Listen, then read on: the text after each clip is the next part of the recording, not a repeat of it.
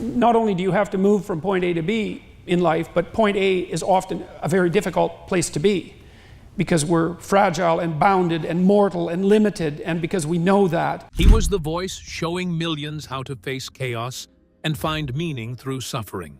Yet behind the powerful lectures and bold ideas was a man quietly battling a devastating collapse that no philosophy could fix. I don't have a lot to say because everything's been slow. He's still very unwell, but he's not in the hospital. I'm seeing him every day for hours, which is really nice. We're working with great specialists and giving him more time to recover. What happens when the very foundation you built your life on turns against you? Jordan Peterson's story is not just about success or controversy. It's about endurance, loss, and the invisible battles waged within.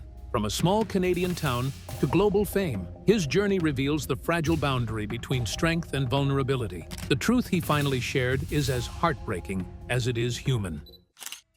The silent collapse.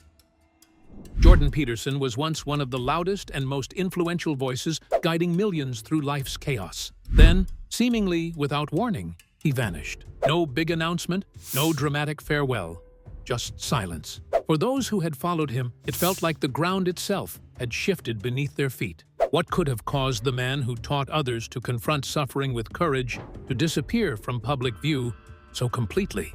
In 2025, Peterson was rushed into intensive care, a sudden health crisis that shocked even the closest members of his circle.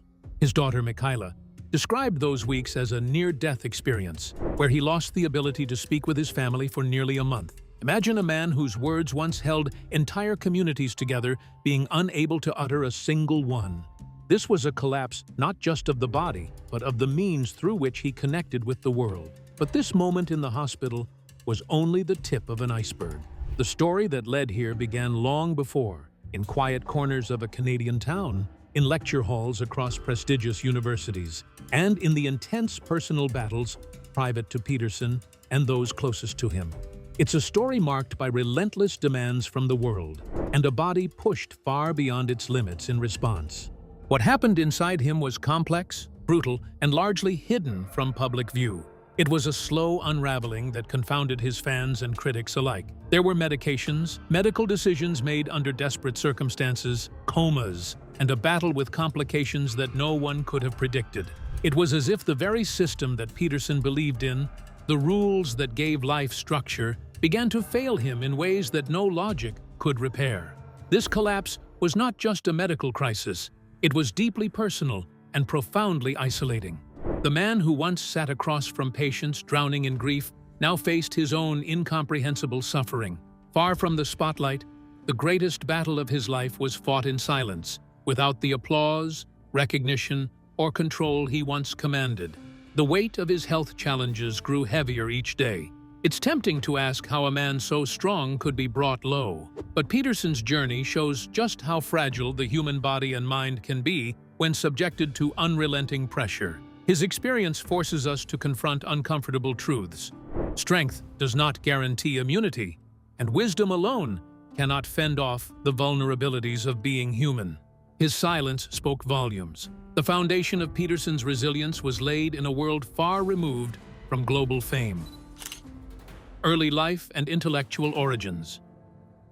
Jordan Burnt Peterson was born on June 12, 1962, in Edmonton, Alberta, and raised in the small, frost-covered town of Fairview in northwestern Canada. This was a harsh landscape where winters lasted long enough to teach lessons in endurance that would echo throughout his life. His parents, Walter and Beverly, were not wealthy or connected, but they shared a rare gift, presence, and a deep respect for learning. Walter, a school teacher, and Beverly, a librarian at a regional college, created a home where books became a quiet authority. In a town where ambition might freeze before taking root, Peterson grew surrounded by the power of ideas. His early obsession with reading was nurtured by figures like Sandy Notley, a school librarian who introduced him to thinkers like Alexander Solzhenitsyn, George Orwell, Aldous Huxley, and Ayn Rand. These were not stories to comfort, but to confront the machinery of totalitarianism, ideology, and human suffering. For a boy barely into his teens, these books unsettled him profoundly. planting seeds of inquiry and concern about the nature of evil and freedom. It wasn't just the stories themselves, but what they revealed about the world, its dangers, and the human capacity for destruction. As a teenager, Peterson joined the New Democratic Party, motivated like many young idealists by the belief that the right political system could fix the world's broken parts. But the more he studied, the more he became haunted not simply by political disagreement, but by a deeper question. Why do well-intentioned systems so often lead to ruin and chaos? This question pushed him away from party politics toward a broader search. The concert ended at 18, but he left because he wanted to understand political matters that people only showed on their surface. He started his studies at Grande Prairie Regional College, while he later transferred to the University of Alberta and completed his political science degree in 1982.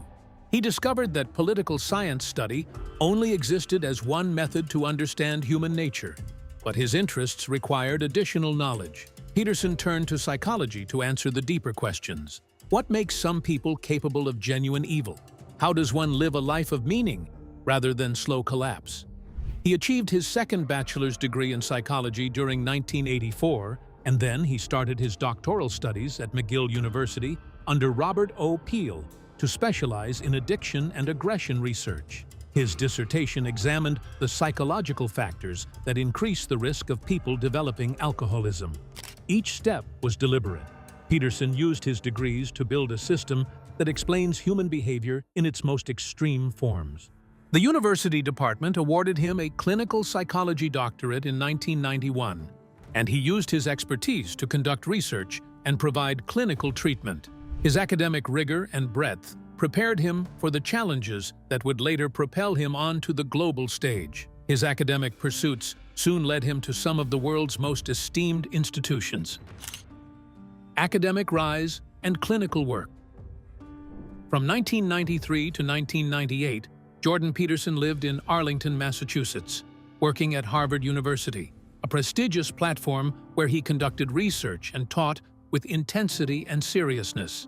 His focus on personality, aggression, substance abuse, and the psychology of belief earned him respect among peers and students alike. He was not yet a celebrity, but a dedicated academic committed to exploring how ideas shape lives. Students described him as transformative, someone who made them feel that understanding the world's complexities had real consequences for how they lived. Greg Hurwitz, a novelist who studied under him, later called Peterson the most influential teacher he ever encountered. His ability to blend clinical insight with intellectual rigor set him apart in a demanding environment. In 1998, Peterson returned to Canada to join the University of Toronto faculty, where he balanced private clinical practice with teaching around 20 patients per week. His lectures wove mythology, psychology, and meaning structures, emphasizing the frameworks that help civilizations endure. At this stage, he was far from fame or controversy, simply a professor who challenged students and colleagues alike to think deeply. His first publication appeared in 1999 under the title Maps of Meaning: The Architecture of Belief, which he spent 13 years to finish. The book created a unified theory which showed how humans develop meaning from chaotic situations. The book's initial sales started to grow after Peterson began using its concepts during his lectures and clinical practice. Peterson had reached a point where people needed to pay attention to him because he had become a major intellectual force with actual impact. His research progressed through slow development, which created deep knowledge similar to how builders construct cathedrals by adding one stone at a time. The public did not yet understand the future persona which he would develop. The early years of consistent academic success established the foundation for upcoming public ideological conflicts, while showing his dedication to studying all types of human pain. His clinical experience combined with research expertise provided him with unique abilities to manage the chaotic situations he encountered. Jordan Peterson entered the academic world during a time when society needed someone to speak about new cultural conflicts, which he faced as an overwhelming challenge that tested his ability to endure. Peterson's transformation from respected academic to global phenomenon began with an act of defiance that would change everything. The 2016 Stand and Public Breakthrough. In September 2016, Jordan Peterson stepped from the quiet halls of academia into a roaring cultural battlefield with a simple yet defiant act. He uploaded 3 videos to YouTube titled "Professor Against Political Correctness," publicly refusing to use government-mandated gender-neutral pronouns tied to Bill C-16 in Canada. This bill proposed adding gender identity and expression to protected categories under the Canadian Human Rights Act. To Peterson, this was not merely a linguistic dispute, but a dangerous step toward compelled speech and ideological enforcement. His stance instantly ignited controversy. University administrators warned him, student activists confronted him on campus, faculty unions condemned him, and journalists labeled him a threat to social progress. The intense backlash paradoxically amplified his voice, and within a month, his videos had amassed over 400,000 views. What started as a quiet academic resistance exploded into a global cultural debate. Peterson's refusal to back down in the face of mounting pressure endeared him to many who felt unheard, especially young men who felt alienated by modern identity politics. Letters poured in from around the world, expressing gratitude and a sense of solidarity. Many wrote that they thought they were alone in their frustrations until Peterson dared to speak openly. This unexpected response launched a new phase of his life, from professor to public intellectual and cultural lightning rod. Yet, despite the storm, Peterson remained steady, unflappable, even as the controversy escalated. His calmness, which some admired as heroic and others saw as infuriating, reflected decades of study on authoritarian systems. He perceived history repeating itself, with echoes of totalitarianism framing the unfolding conflict. This conviction lent a near-physical intensity to his arguments as he warned of consequences he believed society was blind to. Peterson achieved an exponential growth in his audience during 2 years. The general public gained access to his first book, 12 Rules for Life, An Antidote to Chaos, which became available in 2018 and reached audiences beyond academic institutions. The book presented a practical guide which functioned as a mental guidebook through its use of psychological research and mythological studies and evolutionary biology and clinical experience, which had been accumulated by professionals during their time in the field. The book sold 10 million copies, which established his status as an important figure who shaped Western thought. Peterson expanded his public visibility through international speaking events and extended podcast interviews, and his participation in public debates with academics and reporters. The audience for his discussions reached millions because the conversations lasted several hours. His growing power brought about 2 opposite effects because he now had more power. His rising fame caused attacks against him to increase because people labeled him as both a fascist and a prophet, which missed the complete picture of his identity. The groups that opposed him took his selected words and created misleading interpretations of his original message through their editing. Peterson experienced severe physical damage and emotional strain because he needed to work at a fast pace, which only his close friends could recognize. The combination of his interview and lecture schedule with his cultural status as a public figure brought about poor health outcomes, which affected his existing medical conditions. His diet underwent total transformation because he began a meat-based diet after 2016, which allowed him to eat only a few specific vegetables to help him control his autoimmune disorder and his severe depression. He reached the point of complete vegetable elimination by 2018. Even the strongest foundations can face fractures, and the next chapter for Peterson would reveal just how deep those cracks ran. Fame, pressure, and personal hardships. As Peterson's fame skyrocketed, the demands on his time and energy became relentless. Between worldwide tours, interviews, podcast production, university responsibilities, and private clinical practice, his body was pushed to extremes few could endure. Despite this outward productivity, signals of strain crept quietly beneath the surface, unnoticed by many yet unmistakable to those close to him. His diet was an early sign of his struggle. By cutting out nearly all vegetables in an attempt to control his autoimmune disorder, Peterson managed some symptoms but also isolated himself metabolically and socially. This extreme nutritional restriction created new challenges, compounding an already fragile health state. The isolation of such a diet mirrored the emotional toll ongoing public battles exacted on him. Tammy Peterson's cancer diagnosis added a profound layer of personal adversity. The Bellini duct carcinoma she faced was not only rare, but medically unforgiving. The prognosis that loomed over the family weighed heavily, intersecting with Jordan's own health decline. Together, they faced parallel fights, one public, one deeply private.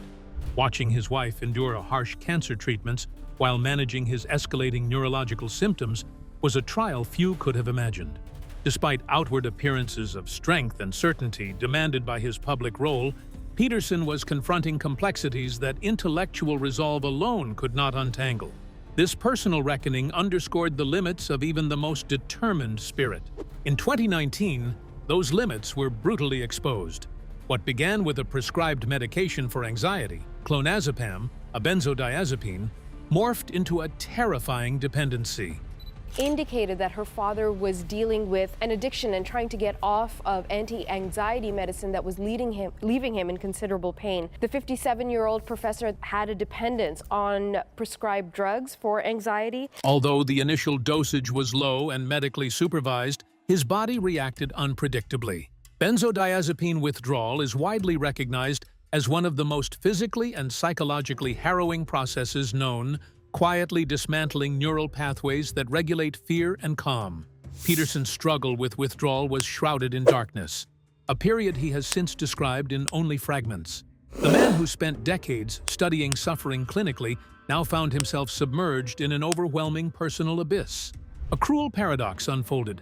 The very medication intended to alleviate anxiety became a source of amplified terror and neurological collapse. Meanwhile, Tammy's cancer returned, intensifying the pressure on the family. Managing his own neurological crisis alongside his wife's renewed battle deepened the weight that Peterson bore. The machinery of his public career kept demanding appearances and certainty even as his private life unraveled. By late 2019, faced with limited options, his family made the extraordinary decision to fly him to Moscow for a medically induced coma. We're learning new details this morning about the physical state of controversial psychologist and author Jordan Peterson. His family says he's in Russia undergoing what they describe as, quote, an emergency detox. Intended to stabilize his nervous system during withdrawal. North American physicians were reportedly unwilling to provide this treatment. The approach was controversial and unconventional, stirring discomfort in mainstream medicine. Yet conventional methods had failed, leaving few choices. Peterson spent 8 days unconscious in a Moscow hospital, his body and brain held in forced stillness as clinicians sought to give his shattered nervous system a chance to reset. The subsequent weeks in intensive care were marked by significant loss of motor function and coordination. The man, once steady on stages worldwide, now struggled with basic movement, confronting the fragility of a body pushed to its limits. The family relocated him to Serbia for extended rehabilitation, during which Peterson disappeared from public view, fueling speculation and concern. When he re-emerged in mid-2020 on his daughter Mikhaila's podcast, he appeared gaunt, changed, and moving with deliberate care. The sharpness of his mind remained, but was wrapped in new fragility, a clear sign that survival had exacted a profound cost. Peterson's journey from academic insurgent to cultural figurehead was intertwined with mounting personal hardship that few outside his closest circle fully grasped. The physical and emotional tolls remind us that even those who speak of order and meaning must confront chaos within themselves. The story of his rise is inseparable from the story of his endurance. Before the next chapter unfolded, Peterson had glimpsed the brutal edges of human limitation, edges where philosophy meets flesh, and both struggle to hold firm. Medical crisis and international treatment. The crisis that overtook Jordan Peterson's body was more harrowing than most could imagine. What started as a therapeutic prescription for anxiety in 2016 escalated into a dependency on clonazepam, a benzodiazepine known for its harsh withdrawal symptoms. Though initially prescribed in manageable doses, the medication began rewiring his nervous system in unexpected ways. Benzodiazepine withdrawal is often described by medical experts as one of the most physically and psychologically tormenting processes a human can endure, quietly dismantling the brain's capacity to regulate fear and calm. Peterson's attempt to stop this medication plunged him into a darkness so complete that he could only describe it in fragmented memories.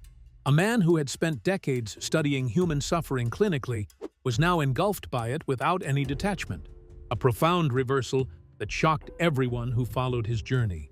The dependence transformed what was supposed to be relief into a source of amplified anxiety, a cruel twist that no philosophy had prepared him for.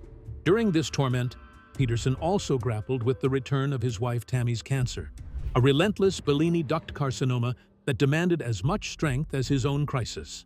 While managing his neurological decline, he witnessed the fierce fight she faced, which added unbearable pressure to an already overwhelming situation. Amidst public demands for certainty and performance, Peterson's private life was unraveling, revealing the stark human cost behind his public persona. By late 2019, his family reached a difficult decision born of desperation: to seek treatment unavailable or refused in North America. He was flown to Moscow, where doctors placed him in a medically induced coma, a controversial method designed to stabilize his nervous system during the brutal withdrawal process. Though unconventional and discomforting to many in the medical establishment, this was a last resort after other options had failed. The coma lasted 8 days, during which Peterson's brain and body were held in forced stillness, giving his shattered nervous system a chance to reset. However, the stakes grew higher when doctors discovered he had developed pneumonia in both lungs, a dangerous complication in a body already under siege. Despite this, the treatment proceeded, reflecting the urgent need to try any means to save him. Peterson spent 4 weeks in intensive care after his coma, because he lost most of his motor skills and his ability to walk normally.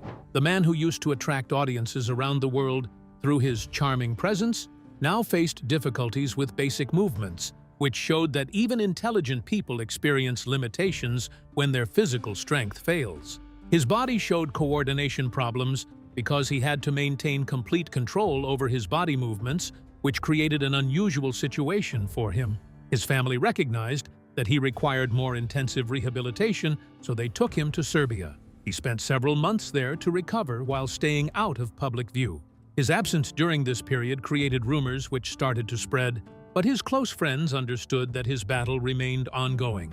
He appeared again in mid-2020 through his daughter Michaela's podcast, which showed him as a thin man who had completely transformed his life. Although Peterson claimed he had returned to his normal state, people observed that he now existed in a delicate condition. The man who had faced countless battles with unshakable resolve had returned with the profound awareness that bodies, even those fueled by discipline, have limits that cannot be ignored. His entire story transformed when he survived the accident, which led to his home-based struggle between life and death.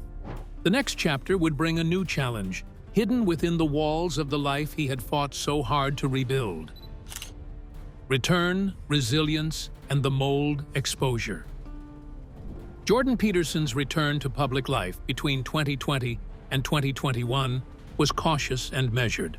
Slowly, lectures resumed, podcasts started again, and interviews returned in a steady rhythm, like lights flickering on in a house long darkened. Yet the world only glimpsed part of his reality. Behind every carefully crafted public moment lay a quieter, more fragile struggle unfolding away from cameras and headlines. During this period, Tammy Peterson's cancer battle intensified, casting a long shadow over the family. Her diagnosis of Bellini duct carcinoma had initially seemed terminal, but after enduring grueling treatments, a surprising shift occurred. Though the prognosis was grim, the cancer responded in a way that defied expectations. Tammy's resilience became a pillar of strength for the family, especially for Jordan, who carried his own burdens quietly alongside her fight. But in the summer of 2025, a seemingly ordinary and deeply familiar task would mark another turning point. While helping to clean out his father-in-law's house after a family death, Peterson entered a space contaminated by invisible mold. Unlike mold that triggers immediate noticeable reactions, this one slowly released dangerous biotoxins into the air, microscopic poisons that certain immune systems particularly those already compromised by stress and illness, cannot withstand. Peterson's immune system had already been battered by years of neurological crisis, extreme dietary restrictions, and emotional upheaval. It had no reserves left. Within weeks of exposure, his body's defenses overreacted in what doctors diagnosed as chronic inflammatory response syndrome, or CIRS. Instead of fighting a specific threat, his immune system launched a relentless assault on his own organs, igniting inflammation across multiple systems simultaneously without pause. The consequences escalated rapidly. By late summer, CIRS had worsened into pneumonia, further taxing a body already overwhelmed by inflammation. The pneumonia, in turn, progressed into sepsis, a life-threatening infection spreading through the bloodstream and triggering a cascade of organ stress. Physicians described this stage as a race between treatment and death, encapsulating the gravity of Peterson's condition. He was rushed into emergency care and placed in an intensive care unit for nearly a month. During this time, a striking silence fell over his world. The man who had reached hundreds of millions through his words lost the ability to communicate with even those closest to him. His daughter, Michaela, dutifully delivered updates, describing a near-death experience that had tested them all. That same summer brought additional heartbreak when Michaela's newborn daughter suffered a near-fatal cardiac crisis. 2 generations of the same family fought for life simultaneously in one impossible season. Michaela called it a spiritual attack, underscoring the enormity of what they endured. While hospitalized, Peterson developed critical illness polyneuropathy, a condition damaging the nerves due to severe infection and prolonged inflammation. This impaired his motor functions, making movements uncertain and unreliable, skills most take for granted. The man who had once stood confidently on international stages struggled to lift his own limbs with intention. By October, Peterson's condition had stabilized enough to leave intensive care, though he remained hospitalized for ongoing treatment through December. 5 months within medical facilities highlighted the slow, non-linear, and uncertain path of recovery. Specialists emphasized that this condition required long-term management with no set timetable, a challenge far beyond personal willpower or discipline. Though back home in Paradise Valley, Arizona, in late 2025, Peterson was far from well. His family asked for patience and prayers, underscoring how fragile his progress remained. They reminded the world that the man who once held answers for millions now faced the unglamorous, profoundly human work of healing without certainty. In moments like these, even the loudest voices must learn to dwell in silence and trust in the slow rhythm of endurance. Present reality and quiet strength. Jordan Peterson's journey through profound health challenges has led him to a quieter chapter, one defined less by public spectacle and more by the slow work of recovery and resilience. As of early 2026, he is no longer in intensive care or a hospital, but home in Paradise Valley, Arizona. This home represents not just a geographic shift, but a new stage in his life, one centered on healing, family, and the realities beyond public performance. Recovery from chronic inflammatory response syndrome and the neurological damage he sustained is unpredictably slow. Specialists emphasize that progress is non-linear, marked by better days and setbacks. For someone whose life was built on discipline, willpower, and confronting suffering head-on, this new reality demands patience beyond intellect or determination. In this, Peterson faces an experience common to many who confront profound illness, a body that refuses to bend to the mind's demands. Family has become an anchor in this time of vulnerability. Michaela visits her father daily, sometimes for hours, embodying a presence that speaks louder than any words or treatments. She has described these visits simply but profoundly. She is there, he is there, and that is enough. The strength of this quiet companionship highlights how human connection becomes crucial when all else falters. The Peterson Academy, the online educational platform co-founded by Jordan and Michaela, continues to thrive even as he steps back from active involvement. With 70 courses and a dedicated mobile application, it represents a legacy of serious intellectual engagement made accessible. The only thing I've really been able to keep up with throughout this period is Peterson Academy. which has been going incredibly well. We have 70 courses now. We launched our mobile app about 3 weeks ago. We hired some more people. The whole team, really, everyone working is super motivated. Michaela's leadership ensures that Jordan's influence endures, providing a bridge from his past work to the future of education. Watching the courses from home, Jordan finds comfort in the very ideas he spent decades teaching. There is something deeply human about a man who built vast intellectual frameworks now sitting quietly, absorbing them anew from a place of fragility.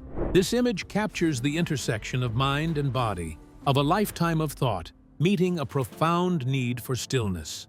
The woman who overcame her battle against an uncommon and severe form of kidney cancer remains loyal to her partner. Their 35 years of marriage have weathered storms few couples could bear. The health crises, the public battles, and now, the quiet aftermath. The commitment of their enduring partnership remains as proof which shows that two people will remain together through difficult times. Their daily decision to stay together brings them purpose. Jordan receives love from his son Julian and his grandchildren, who create a supportive circle which connects to their shared past, which existed before Jordan became famous. The people who knew Jordan before the world did are now the ones holding his life's threads together in its most fragile moments. The person receives help through this close network, which exists during peaceful times while the busy world requires. The vast public, which held different opinions about Jordan, now watches him from a distance, which shows respect. The audience waits to see which of two things will happen next, as they anticipate his eventual healing process, which will take time to develop. The story of Peterson shows how influence exists in many forms, while survival itself represents the strongest form of power. Jordan Peterson today teaches people through his life experience, which he shows during regular moments of his existence. The rules we once trusted no longer suffice, yet they challenge us to find new ways to endure suffering. Jordan Peterson's story teaches us that strength and meaning are not guarantees against life's harshest trials. His journey from global influence to quiet endurance reveals the profound cost of carrying truth on the edge of human limits.